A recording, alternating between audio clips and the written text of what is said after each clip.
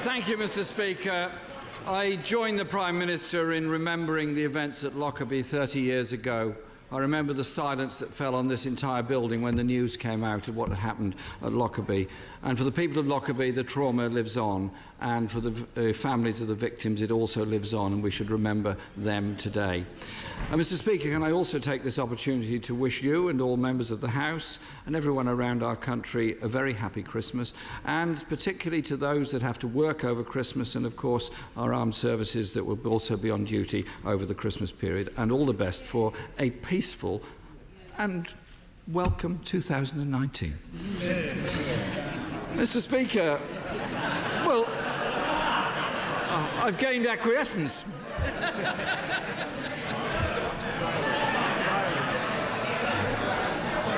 My Christmas good wishes do extend to everyone over there as well. However, until then, Mr. Speaker, I just have to say this. The Prime Minister has plunged this country into a national crisis. Yes. She refused Parliament the right to vote on her Brexit deal. Yeah. She said that she did that to seek further assurances. She failed. Yeah. She's now claiming that she is still seeking further assurances, while all the time running down the clock on the alternatives. So can the Prime Minister explain to us when the European Council will meet to approve the changes that they have already ruled out? Can I say to the right honourable gentleman, we are indeed still working with the European Union. We have discussions with the European Union to seek those assurances that this House wanted us to seek. Can I just correct the right honourable gentleman on one particular point? He referenced the issue of the meaningful vote. We will have that meaningful vote here in the House. I set out earlier this week, well, there's absolutely no point in members on the other side of the House shouting out when, because I set out in the statement on Monday when that will take place. But can I just say to the right honourable gentleman, week after week he has stood here on this issue and talked about what he's against. He never says what he's for. So if he wants to fulfil the will of the referendum, to support jobs, to end free movement, to do those trade deals, to avoid no deal, then he needs to vote for this deal. He can talk all he likes about a meaningful vote. All he gives us is a meaningless position.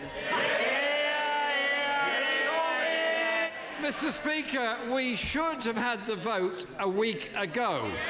The Prime Minister denied Parliament the opportunity to have that vote.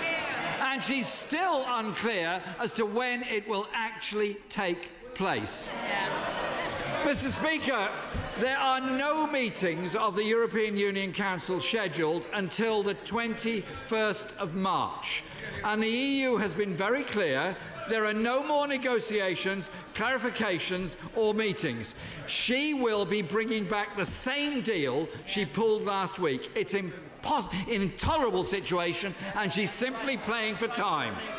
And on Monday, in a response to a question from the honourable member for Belfast North on the backstop, she said, "I'm seeking further political and legal assurances in relation to those issues which can be achieved in a number of ways."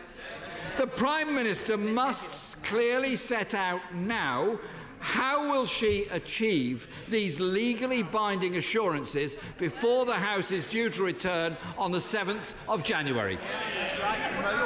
We will set out what is achieved in our EU discussions when we return in the new year, when we have had those discussions, when we bring those assurances back. But can I just say to the right honourable gentleman, he can get as angry as he likes about this issue, but it doesn't hide the fact that he has no Brexit plan. And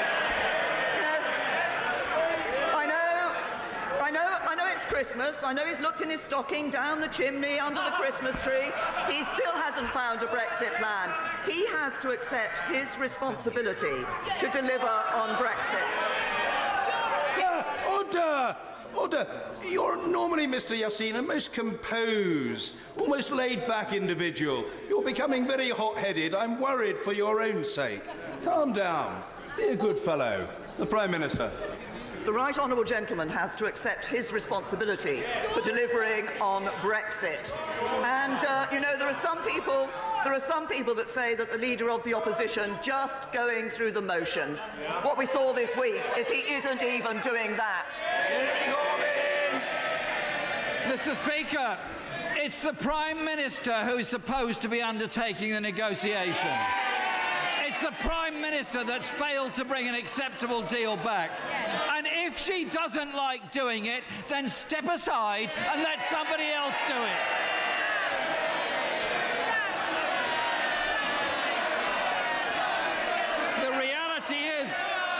The reality is, Mr. Speaker, that she is stalling for... Order. I made it clear that the Prime Minister must not be shouted down.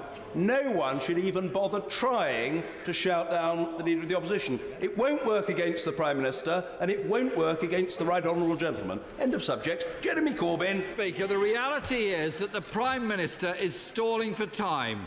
There is still no majority for her shoddy deal in this House. It isn't stoical, it's cynical. And as the Honourable Member for East Surrey said, we have displacement activity designed to distract from last week's failed renegotiation. The International Trade Secretary said, and I quote, "I think that it is very difficult to support the deal if we don't get changes to the backstop. I'm not even sure if the Cabinet will agree for it to be put to the House of Commons." So can the Prime Minister give us a cast-iron guarantee the vote in this House will not be delayed yet again? I say to the right honourable gentleman, we have been very clear about the process that we are going through, and we have been very clear about when the vote will be brought back to this House.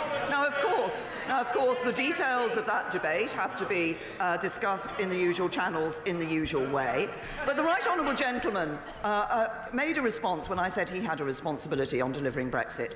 Every member of this House has a responsibility to deliver on Brexit. This is because, and 80% of the votes cast for members of this House were for members of this House who stood on a manifesto commitment to honour the referendum and deliver on Brexit.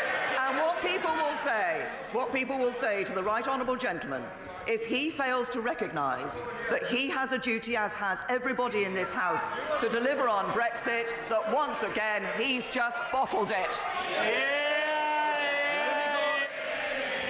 Mr. Speaker, the Prime Minister didn't answer my question about a cast-iron guarantee. She is the one that has denied Parliament the right to vote on this subject. So please, no lectures to Parliament when it's the Prime Minister that's denying MPs the possibility of a vote on this. We should have had a vote a week ago. We should now be debating practical alternatives. She is behaving in a disgraceful way that is frankly an outrage. Mr. Speaker, no deal would be a disaster for our country, and no responsible government would ever allow it. Just 2 weeks ago, the Chancellor said preparations for leaving with no deal could not be done in a matter of months. They would take years to complete. No deal is simply not an option. So why doesn't the Prime Minister stop the pretence and stop wasting £4 billion in a cynical attempt to drive her deeply damaging deal through this House? If the right honourable gentleman doesn't want to see money being spent on no deal, he's got an easy answer. Vote for this deal.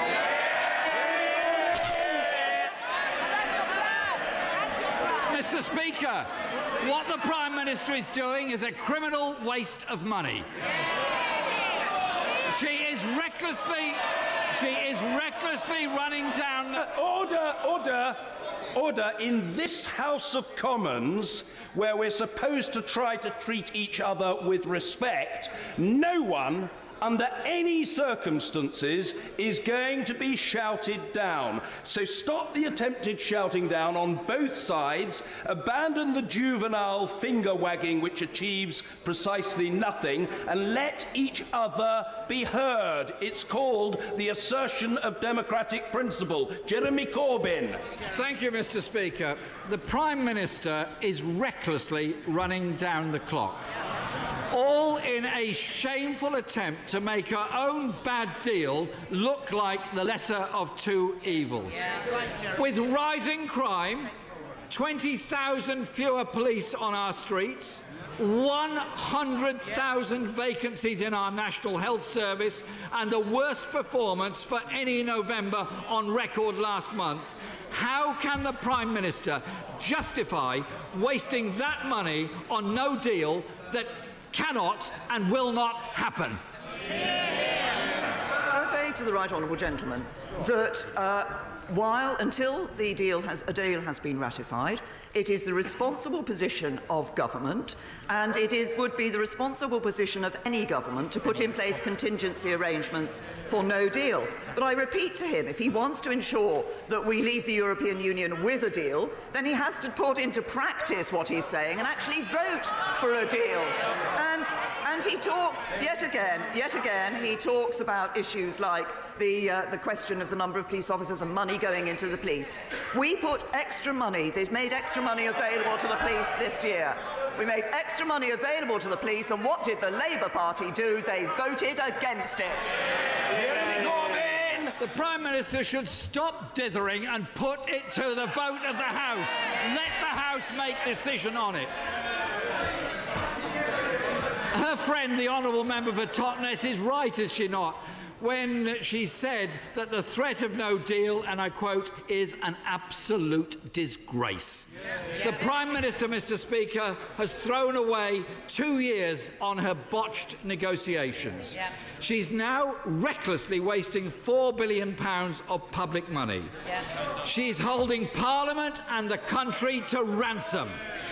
She is irresponsibly risking jobs, investment and our industries. There have been no changes, so she must put her deal to the vote. Parliament must take back control. There is no majority in this House for no deal, Mr. Speaker. Isn't this just a deeply cynical manoeuvre from a failing and utterly reckless Prime Minister? To say to the right honourable gentleman, it's a bit rich him standing here and talking about dithering. Let's see what the Labour Party did this week. They said they would call a vote of no confidence. Then they said they wouldn't. Then he said he would. Then it wasn't effective. I know it's Christmas. I know it's Christmas. Order! Members must not shout at the Prime Minister. Order, calm yourselves. Try to get into the Christmas spirit. Or if you can't do that, at least listen to the Prime Minister. Thank you, Mr. Speaker. They said they'd put down a vote of no confidence. Then they said they wouldn't. Then they said they would. Then they did it, but it wasn't effective. I know it's the Christmas season and the pantomime season, but what do we see from the Labour front bench and the right honourable gentleman? He's going to put a confidence vote. Oh, yes, he is. Oh, no, he isn't. I've got some news for him. I've got some advice for the right honourable gentleman. Look